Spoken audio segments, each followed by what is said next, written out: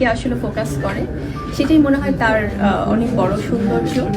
কারণ আমার মনে হয় যে আমরা যেহেতু মানুষ, দিন শেষে আমাদের সবাইকেই চলে যেতে হবে। সো এই সৌন্দর্য, বাহ্যিক সৌন্দর্যটা খুব সাময়িক।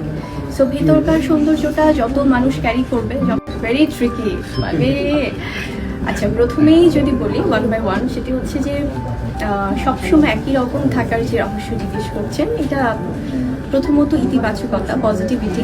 সবসময় আমি ভালোবাসবে, পজিটিভ থাকবে, ততই আসলে সেই ইনার বিউটিটা বেরিয়ে আসে। এটা একটা রিজন হতে পারে। আর আপনাদের ভালোবাসা তো আছেই, এই যে আমার পাশে যে মানুষগুলো আছে সবার ভালোবাসাতে এগিয়ে যাচ্ছি।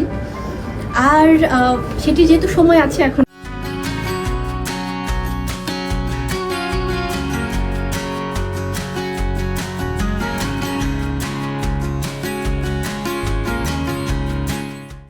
আমার মনে হয় যে আউটসাইডের সেই বিউটি থেকে আমার ইনার বিউটিটাকে আমি অনেক বেশি ক্যারি করতে পছন্দ করি।